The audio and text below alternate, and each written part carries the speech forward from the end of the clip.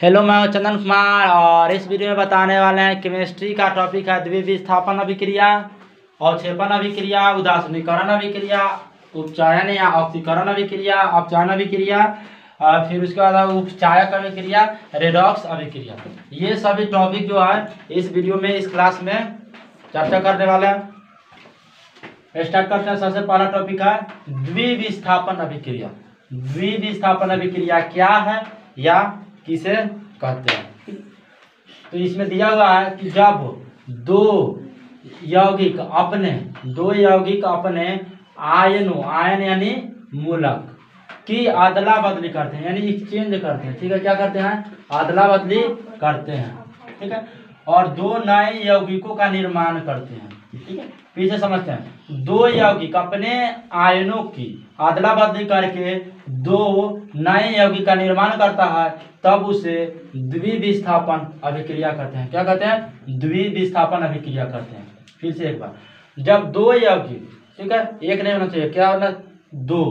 दो यौगिक अपने मूलकों की यानी कि आयनों की, आयन में अब धनायन या ऋणायन दोनों हो सकता है, वो अगले वीडियो में जिक्र करेंगे। इस वीडियो में सिर्फ आयन तक ही रहने देते हैं। तो उसके क्या करते हैं? एक्सचेंज करते हैं, यानी अदला बदली करके, और दो ही नए यौगिक का निर्माण करते हैं, तब द्विविस्थापन अभिक्रिया कहलाता है। इसके नाम से ही पता चलता है कि दो का निर्माण होना चाहिए, तब द्विविस्थापन अभिक्रिया। नेक्स्ट है अवक्षेपण अभिक्रिया। वैसी रासायनिक अभिक्रिया जिसमें किसी अवक्षेप का निर्माण होता है, अवक्षेपण अभिक्रिया कहलाता है। अब अवक्षेपण क्रिया, इसके भी नाम से ही डिफिनीशन का पता चलता है कि वैसी रासायनिक अभिक्रिया जिसमें अवक्षेप बनता हो, अवक्षेप का निर्माण होता हो, ठीक है, तब क्या कहेंगे? अवक्षेपण अभिक्रिया कहेंगे। जैसे यहाँ पे दो समीकरण लिखे हैं, एक यहाँ पर है और एक यहाँ पर है। PbNO3 होल 2 + 2Ki और PbI2, ये तीर नीचे की तरफ रहेगा, मतलब ये अवक्षेप है, बैठ जाएगा या निर्माण होगा। और अगर तीर ऊपर की तरफ रहेगा तो वो समझेंगे कि गैस है, वो बाहर की तरफ निकलेगा। ठीक है, फिर है 2, इसमें क्या था? PbNO3 whole 2 + 2Ki, PbI2 + 2KNO3, यानी लेड नाइट्रेट और पोटेशियम आयोडाइड। यहाँ हिंदी में भी लिख दिए हैं कि लेड नाइट्रेट और पोटेशियम आयोडाइड एक साथ जब अभिक्रिया करेंगे, तब लेड आयोडाइड का अवक्षेप बनेगा और पोटेशियम नाइट्रेट का निर्माण होगा, यानी कि ये गैस होगा। ठीक है, तो लेड नाइट्रेट के साथ पोटेशियम आयोडाइड जब अभिक्रिया करेगा तो लेड आयोडाइड का अवक्षेप बनेगा। तो ये कैसी अभिक्रिया जाएगी? अवक्षेपण अभिक्रिया।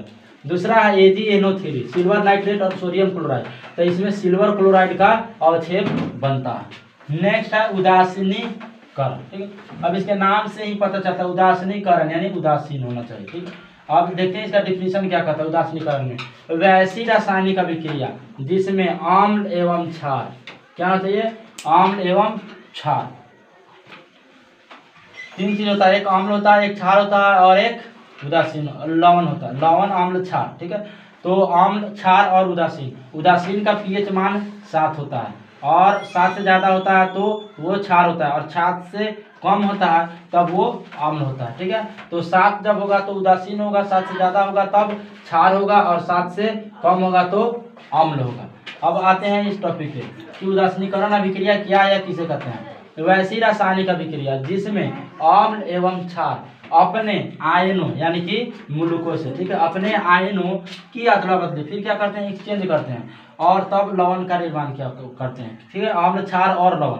तो आम्ल और क्षार क्या करेंगे? अपने आयनों की अदला बदली करेंगे और लवण एवं जल का निर्माण करेंगे, यानी लवण एवं जल बनाएंगे, तब वैसे अभिक्रिया को उदासीनीकरण अभिक्रिया कहते हैं। ठीक है, फिर से इस टॉपिक को एक बार समझते हैं। तो वैसी रासायनिक अभिक्रिया जिसमें आम्ल एवं क्षार, क्या होना चाहिए? आम्ल हो और क्षार हो, अपने आयन का अदला बदली करेंगे, एक्सचेंज करेंगे, और एक्सचेंज करके क्या बनाएंगे? लवण और जल बनाते हैं, तब उस अभिक्रिया को उदासीनीकरण अभिक्रिया कहते हैं। नेक्स्ट है उपचयन या ऑक्सीकरण अभिक्रिया। अब इसको परिभाषा के अनुसार पहले समझते हैं। जब किसी पदार्थ में ऑक्सीजन की वृद्धि होती है और या हाइड्रोजन की कमी होती है, ह्रास यानी कमी होती है, तब उसे उपचयन अभिक्रिया कहते हैं। इसमें क्या याद रखेंगे कि ऑक्सीजन की वृद्धि होना चाहिए और हाइड्रोजन का ह्रास होना चाहिए, यानी ये बढ़ेगा और ये घटेगा, तो वैसी अभिक्रिया जिसमें ऑक्सीजन की वृद्धि होती है और हाइड्रोजन की कमी होती है, तब उस अभिक्रिया को उपचयन अभिक्रिया कहा जाता है। यहाँ पे एक अभिक्रिया लिखा हुआ है Cu+O2, तो 2CuO। अब इसके पीछे 2 है, इसलिए यहाँ पे 2 क्या किया गया है कि उसको बैलेंस कर लिया गया, यानी कि बराबर कर लिया गया। नेक्स्ट है इसका H2S + Cl2, तो ये क्या बना है 2HCl+S। ठीक है, 2 यहाँ पे समीकरण लिखे हैं। इसका डिफिनीशन में से याद रखेंगे कि जिसमें वैसी रासायनिक अभिक्रिया जिसमें ऑक्सीजन की वृद्धि होती है और हाइड्रोजन की कमी होती है, तब वैसे अभिक्रिया को उपचयन अभिक्रिया कहते हैं। नेक्स्ट है अपचयन अभिक्रिया। अब इसके अपोजिट हो जाएगा, इसके अपोजिट ये होगा। अपचयन अभिक्रिया में क्या होता है कि वह रासायनिक अभिक्रिया, ठीक है, या वह अपचयन, ठीक है, अपचयन वह रासायनिक अभिक्रिया है या वह रासायनिक अभिक्रिया जिसमें किसी तत्व या यौगिक के साथ हाइड्रोजन, ठीक है, क्या होता है हाइड्रोजन का योग होता है, यानी हाइड्रोजन जुड़ता है और ऑक्सीजन का कमी होता है। उपचयन में क्या होता है कि ऑक्सीजन बढ़ता है, हाइड्रोजन कमी होता है, और अपचयन में क्या होता है ऑक्सीजन की कमी होता है और हाइड्रोजन बढ़ जाता है। जस्ट इसके अपोजिट ये है और इसके अपोजिट ये है, ठीक है, यानी कि अपचयन के अपोजिट उपचयन है और उपचयन जो है अपचयन के अपोजिट है। तो अपचयन में याद रखेंगे कि ऑक्सीजन बढ़ता है और उपचयन में याद रखेंगे कि ऑक्सीजन घटता है। तो जब इसमें ऑक्सीजन घटता है और हाइड्रोजन बढ़ता है, वो अपचयन अभिक्रिया है। जिसमें ऑक्सीजन बढ़ता है और हाइड्रोजन कम होता है उसमें उपचयन, और जिसमें ऑक्सीजन कम हो जाएगी और हाइड्रोजन बढ़ जाएगी उसमें अपचयन याद रखेंगे। ठीक है, नेक्स्ट है उपचायक। अब उपचायक से क्या समझते हैं, पहले समझ लेते हैं डिफिनीशन के अनुसार। उपचायक वे पदार्थ होते हैं जिनके कारण उपचयन की क्रिया होती है। ठीक है, अब इसको क्या रखेंगे उपचयन, तो उपचयन की क्रिया जिसके द्वारा होती है उपचायक कहलाती है। उपचयन की क्रिया जिसके द्वारा, चाहे वो कोई भी पदार्थ हो, अगर उपचयन की क्रिया किसी पदार्थ के द्वारा होता है तो उस पदार्थ को उपचायक कहा जाता है।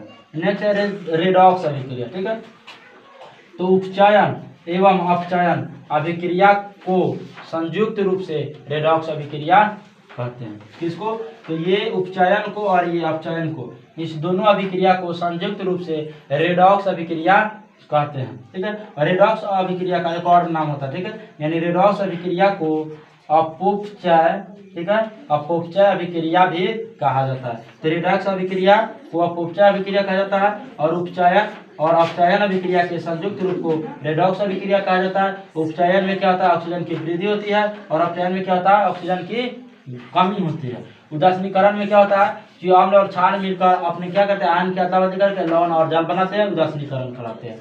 और क्षेपण में क्या होता है कि वैसी रासायनिक अभिक्रिया जिसमें अवक्षेप का निर्माण होता है, अवक्षेपण रासायनिक अभिक्रिया। और द्विविस्थापन में याद रखेंगे कि दो यौगिक अपने मूलकों की अदला बदली करके क्या करते हैं दो नए यौगिकों का निर्माण करते हैं, यानी दो मूल होना चाहिए। ठीक है, दो यौगिक है और दो अपने क्या करते हैं मूलक की अदला बदली करके और फिर दो नए यौगिक का निर्माण करते हैं। ठीक है, पुराने वाले दो नए का निर्माण करते हैं, तब द्विविस्थापन अभिक्रिया कहलाते हैं। आशा करते हैं कि यह वीडियो के सभी टॉपिक जो है वो समझ में आ गए होंगे। फिर मिलते हैं नेक्स्ट अगले वीडियो में अगले टॉपिक के साथ। तब तक वीडियो में बने रहे, वीडियो को लाइक और शेयर जरूर करते हैं।